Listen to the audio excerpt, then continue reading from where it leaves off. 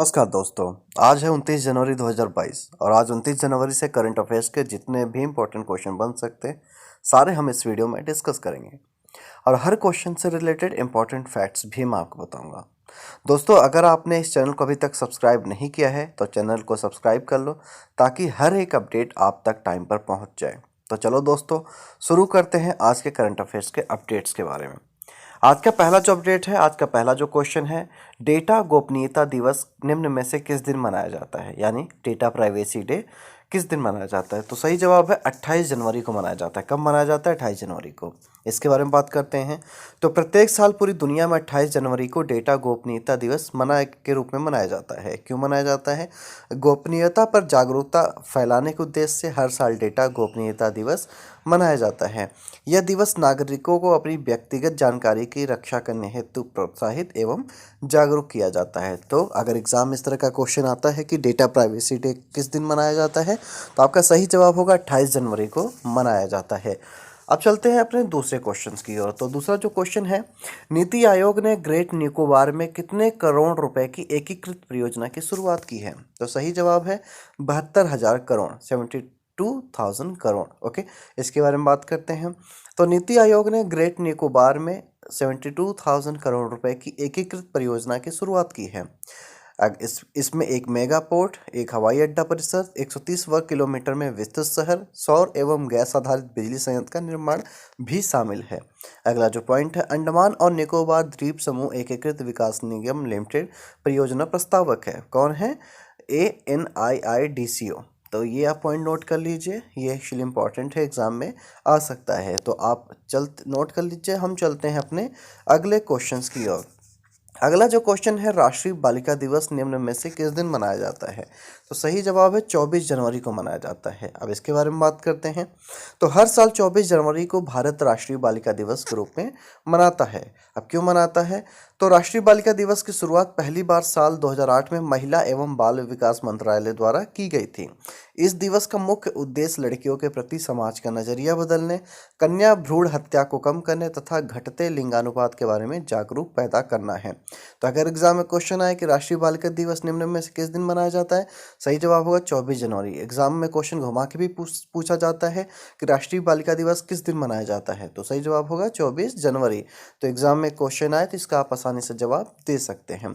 अब चलते हैं हम अपने अगले क्वेश्चन की ओर। अगला जो क्वेश्चन है, हरियाणा और किस राज्य के सरकारों ने 21 जनवरी 2022 को यमुनानगर जिले के आदि बंदरी में बांध बनाने के लिए एक समझौते पर हस्ताक्षर किए हैं?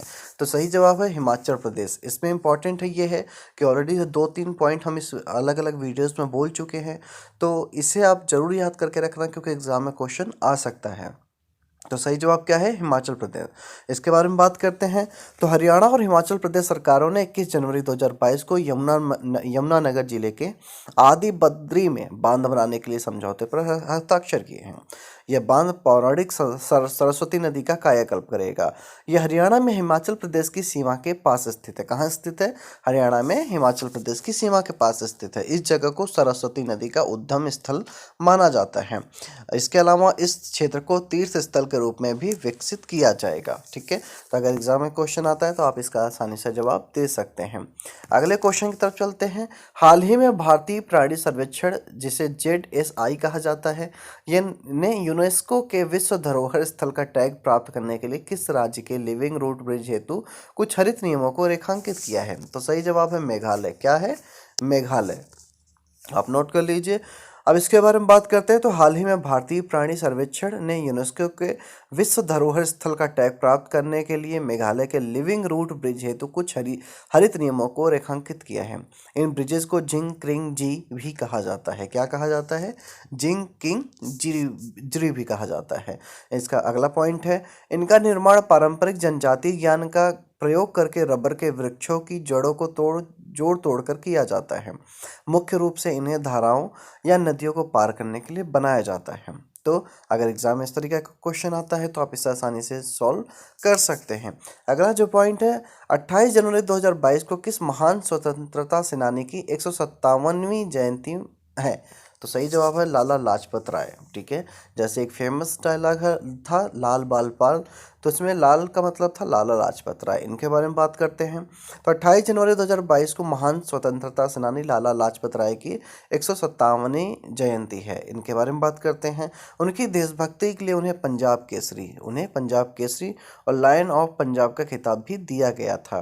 तो ये इनके निक नेम के रूप में माना जाता है, जाना जाता है। अगला जो पॉइंट है, लाला लाजपत राय का जन्म 28 जनवरी 1865 को पंजाब में हुआ था। कहाँ हुआ था? पंजाब में हुआ था। लाला लाजपत राय हिंदू समाज सुधार, स्वतंत्र आंदोलन इत्यादि से जुड़े हुए थे। तो आप ये पॉइंट नोट कर लीजिए। हम चलते हैं अपने अगले क्वेश्चंस की ओर। अगला जो क्वेश्चन है, प्रसिद्ध पुरातत्वविद और किस राज्य के पुरातत्व विभाग के पहले निदेशक पद्म विभूषण आर नागास्वामी का 23 जनवरी 2022 को चेन्नई में निधन हो गया? तो सही जवाब है तमिलनाडु। अब इसके बारे में बात करते हैं। तो प्रसिद्ध पुरातत्वविद और तमिलनाडु विभाग के पहले निदेशक पद्म विभूषण आर नागास्वामी का 23 जनवरी 2022 को चेन्नई में निधन हो गया।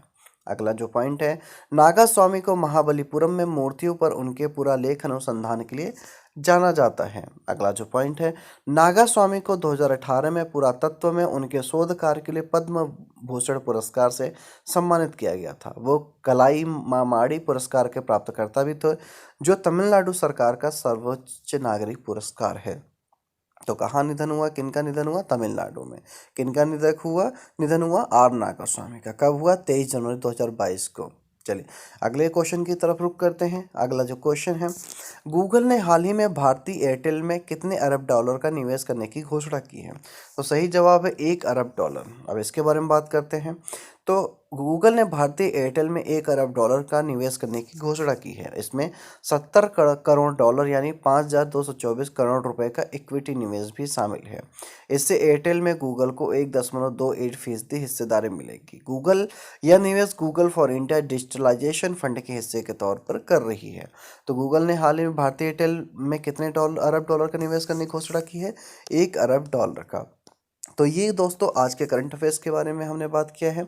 अब हम बात करेंगे कि हाल ही में राष्ट्रीय करंट अफेयर्स क्या क्या चर्चित रहा है। चलो इसके बारे में बात करते हैं। तो वर्चुअल फॉर्मेट में पीएम मोदी ने पहले भारत मध्य एशिया शिखर सम्मेलन की मेजबानी की। किसने की? पीएम मोदी ने की। अगला जो पॉइंट है, संस्कृति राज्य मंत्री मीनाक्षी लेखी ने सचित्र comic book India's women unsung heroes का विमोचन किया। तो एग्जाम में इस टाइप के क्वेश्चन भी आ सकते हैं, तो आप इन्हें जरूर नोट कीजिए। तो संस्कृति राज्य मंत्री कौन है? मीनाक्षी लेखी हैं। उन्होंने सचित्र comic book India's women unsung heroes का विमोचन किया है, उद्घाटन किया है। अगले पॉइंट जो है, जाने माने लेखक, चिकित्सक, नशा मुक्ति कार्यकर्ता अनिल अवाचट का पुणे में 78 साल की उम्र में निधन हो गया है। इनका निधन हो गया है। अगला जो पॉइंट है, चीन ने अरुणाचल प्रदेश की लापता किशोर मिराम तारोन को भारतीय सेना ने सौंपा। तो चीन ने अरुणाचल प्रदेश की लापता किशोर मिराम तारोन नाम था उनका, भारतीय सेना को उन्होंने सौंप दिया है। अगले पॉइंट को चलते हैं, जो कि आर्थिक करंट अफेयर्स के नाम से जाना जाएगा। तो एयर इंडिया को टाटा समूह को सौंपा गया है। टाटा समूह। अगला जो पॉइंट है, भारत के इलेक्ट्रॉनिक सामान निर्यात अप्रैल दिसंबर 2021 में कितने परसेंट रहा? 49% बढ़कर 11 अरब डॉलर रहा है। कितने परसेंट बढ़कर? 49%। कितने का रहा है? 11 अरब डॉलर का रहा है। अब बात करते हैं अंतर्राष्ट्रीय करंट अफेयर्स के बारे में। तो 26 जनवरी को मनाया गया अंतर्राष्ट्रीय सीमा शुल्क दिवस, यानी 26 जनवरी को रिपब्लिक डे के साथ साथ अंतर्राष्ट्रीय सीमा शुल्क दिवस भी मनाया जाता है। अगला जो पॉइंट है, 27 जनवरी को मनाया गया प्रलय के पीड़ितों की स्मृति में अंतर्राष्ट्रीय स्मरणोत्सव दिवस। तो एग्जाम में इस तरह के क्वेश्चन आए, तो इससे पहले आप ये सारी चीज़ें आप नोट कर लीजिए। अगले पॉइंट को चलते हैं, जो कि खेल कूद करंट अफेयर्स के नाम से जाना जाता है। इसके बारे में बात करें तो 2022 एशियाई खेल हांगझो, जो कि चीन का खेल है, में T20 क्रिकेट को शामिल किया जाएगा। यानी 2022 एशियाई खेल हांगझो, जो कि चीन में होता है, में T20 क्रिकेट में को शामिल किया जाएगा, यानी T20 क्रिकेट भी होगा। अगला जो पॉइंट है, भारत के 1964 टोक्यो ओलंपिक के स्वर्ण पदक विजेता हॉकी टीम के कप्तान चरणजीत सिंह का 90 वर्ष की उम्र में निधन हो गया है। तो एग्जाम इस तरह के क्वेश्चन है जिसका आप आसानी से जवाब दे सकते हैं। अब बात करते हैं 29 जनवरी के महत्वपूर्ण घटनाओं के बारे में, यानी 29 जनवरी को क्या क्या इंपॉर्टेंट इंसिडेंट्स हुए हैं, इनके बारे में हम बात करते हैं। तो पहला जो पॉइंट है, मुगल साम्राज्य वंश के संस्थापक बाबर ने 1528 में मेवाड़ के राजा राणा सांगा को हराकर चंदेरी के किले पर कब्जा किया है। ये कब हुआ है? 29 जनवरी को। 29 जनवरी 1528 में ये इंसिडेंट हुआ था, जिसमें मुगल साम्राज्य वंश के संस्थापक बाबर ने 1528 में मेवाड़ के राजा राणा सांगो को हराकर चंदेरी के किले पर कब्जा किया है। अगला जो पॉइंट है, देश के पहले समाचार पत्र हिक्की गजट या बंगाल गजट या कलकत्ता जनरल एडवर्टाइजर का कोलकाता से 1780 में प्रकाशन आरंभ हुआ है। कब हुआ था? आज ही के दिन 29 जनवरी को। अगला जो पॉइंट है, प्रथम विश्व युद्ध में फ्रांस पर जर्मनी ने 1916 में पहली बार हमला किया था। कब किया था? 29 जनवरी 1916 को किया था। अगला जो पॉइंट है, ब्रिटेन ने 1949 में इसराइल को मान्यता दी। तो ब्रिटेन ने 1949 में 1949 में इसराइल को एक कंट्री के रूप में मान्यता दे दी कि इसराइल भी एक कंट्री है। अगला जो पॉइंट है, भारत की सबसे पहली और 2 इंजन वाली जम्बो ट्रेन तमिलनाडु एक्सप्रेस को 29 जनवरी 1979 को नई दिल्ली से हरी झंडी दिखाकर मद्रास रवाना किया गया। कब किया गया था? आज ही के दिन 29 जनवरी को। अगला जो पॉइंट है, क्रिकेटर विनोद कांबली का 1993 में टेस्ट में पदार्पण हुआ था। कब हुआ था? आज ही के दिन हुआ था। भारत के तेज गेंदबाज इरफान पठान 2006 में टेस्ट क्रिकेट में पहले ओवर में हैट्रिक लेने वाले विश्व के पहले गेंदबाज बने। ये इंडिया पाकिस्तान का मैच था जहां पे इरफान पठान पहले ओवर की पहली 3 गेंदों पर विकेट लेकर इन्होंने इतिहास रच दिया था और टेस्ट क्रिकेट में पहले ओवर में हैट्रिक लेने वाले विश्व के पहले गेंदबाज बन गए थे। अगला जो पॉइंट है, अभिनेत्री शिल्पा शेट्टी 2007 में जमीन जैक्सन को हराकर लंदन के चैनल 4 के रियलिटी शो में बिग ब्रदर चैंपियन बनी। जैसे कि हमारे यहाँ बिग बॉस होता है, ये किसकी कॉपी है? बिग ब्रदर की कॉपी है। किसकी कॉपी है? बिग ब्रदर की कॉपी है। तो ऐसे ही बेसिकली जमीन जैक्सन को हराकर लंदन के चैनल के reality show big brother champion बनी। कौन बनी? शिल्पा शेट्टी। कब बनी? 29 जनवरी 2007 को बनी। ठीक है, इंपॉर्टेंट है, आप नोट कर लीजिए। देन हम चलते हैं अगले पॉइंट की ओर। अब हम बात करेंगे 29 जनवरी को जन्मे व्यक्ति के बारे में, यानी 29 जनवरी को कौन कौन से लोगों का जन्म हुआ है, हम उनके बारे में बात करेंगे। तो पहला जो पॉइंट है, 1896 में भारत सेवा आश्रम संघ के संस्थापक स्वामी प्रणबानंद महाराज का जन्म हुआ था। कब हुआ था? 1896 में। कब हुआ था? 29 जनवरी, यानी आज ही के दिन। 29 जनवरी 1947 को भारत के मशहूर लेखक अशोक गुप्ता का जन्म हुआ था। कब हुआ था? 29 जनवरी 1947 को। अगला जो पॉइंट है, 29 जनवरी साल 1954 को अभिनेत्री ओपरा विनफ्रे का जन्म हुआ था। 29 जनवरी साल 1967 को भारतीय अभिनेता बॉबी देओल का जन्म हुआ था।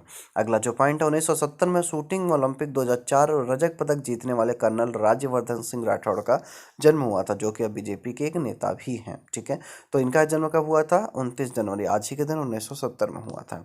अब बात करते हैं 29 जनवरी को हुए निधन के बारे में, यानी किन किन लोगों का निधन हुआ, हम इसके बारे में बात करेंगे।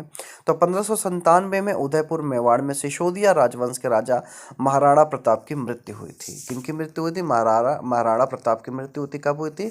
1597 में 29 जनवरी का दिन हुआ था। 1983 में स्वतंत्र पार्टी के प्रमुख नेता पीलू मोदी की मृत्यु हुई थी। कब हुई थी? 1983 में हुई थी। अगला जो पॉइंट है, 2002 में भारतीय प्रशासनिक सेवा में भारत की दूसरी महिला अधिकारी तथा मध्य प्रदेश की भूतपूर्व राज्यपाल सरला अग्रवाल की मृत्यु हुई थी। कब हुई थी? 2002 में हुई थी। 29 जनवरी साल 2008 में मलयालम फिल्म अभिनेता भारत गोपी का निधन हुआ था। कब हुआ था? 29 जनवरी 2008 को हुआ था। अब हम बात करते हैं 29 जनवरी के महत्वपूर्ण अवसर एवं उत्सव के बारे में। तो पहला, आज हम क्या मनाते हैं, हमारे लिए क्या महत्वपूर्ण अवसर उत्सव है? बीटिंग द रिट्रीट हम मनाते हैं, यानी आज ही के दिन हम बीटिंग द रिट्रीट सेलिब्रेट करते हैं। अब बीटिंग द रिट्रीट क्या है, इसके बारे में बात करते हैं। तो 26 जनवरी की परेड के बाद 29 जनवरी की शाम को विजय चौक पर बीटिंग द रिट्रीट समारोह का आयोजन किया जाता है। इस समारोह में नौसेना, वायुसेना और केंद्रीय सशस्त्र पुलिस बलों के पारंपरिक बैंड अलग अलग धुन बजाते हैं और देश के लिए शहीद हुए जवानों को याद करते हैं। तो एग्जाम में अगर पूछा जाए कि बीटिंग द रिट्रीट क्या है, तो ये आप बता सकते हो। आज हम मनाते हैं 29 जनवरी को मनाते हैं बीटिंग द रिट्रीट डे। तो दोस्तों, ये रहा आज के करंट अफेयर्स का अपडेट के बारे में। उम्मीद कर नया सीखने को जरूर मिला होगा। अगर आपको कुछ न कुछ नया सीखने को या जानने को मिला है तो वीडियो को लाइक जरूर करें। चैनल को सब्सक्राइब अभी तक आपने अगर नहीं किया है तो चैनल को सब्सक्राइब कर ले, ताकि हर एक अपडेट आप तक टाइम पर पहुंच जाए। अगर आपको वीडियो पसंद आए तो लाइक करें, शेयर करें, कमेंट करें। हम कल मिलेंगे एक नए वीडियो के साथ, एक नए स्किल्स के साथ, और तब तक के लिए जय हिंद, जय भारत।